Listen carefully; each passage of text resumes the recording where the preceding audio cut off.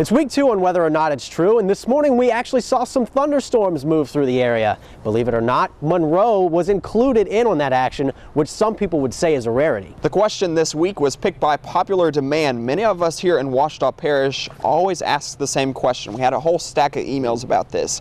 Why does it seem that thunderstorms go around Ouachita Parish and reform on the other side? Or is Monroe really protected from tornadoes? So let's just start off by saying this. We do have a plausible idea of why this phenomenon occurs, but an official study has never been done on this topic. We can say that it's pure luck that Monroe proper has never been struck by a destructive tornado.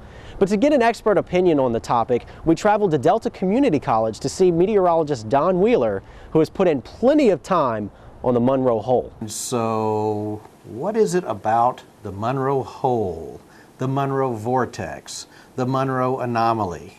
All of these terms have been thrown out there. Why is it that storms seem to get to Ouachita Parish and then suddenly dissipate? To the east of the Ouachita River, all the way to Mississippi, you have the Mississippi River floodplain. It's flat, lower elevation. To the west of the Ouachita River, you have increasing elevation. Matter of fact, rather dramatic increase in elevation. You're looking at 100 to, in some cases, 200 plus feet of elevation across north central Louisiana. And so the air that's coming generally from northwest to southeast, when it reaches the Ouachita River and the Mississippi River floodplain, it has to sink.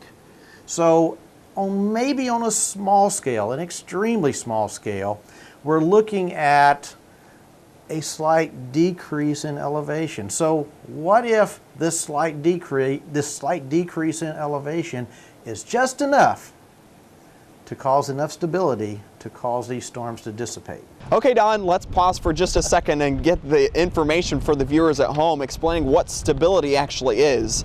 In a thunderstorm, we typically say there's 3 ingredients that create a thunderstorm. Moisture is measured with dew point and humidity. Instability occurs when warm air rises to replace the colder air above, and the trigger, or that lift, comes in many different forms, like a cold front.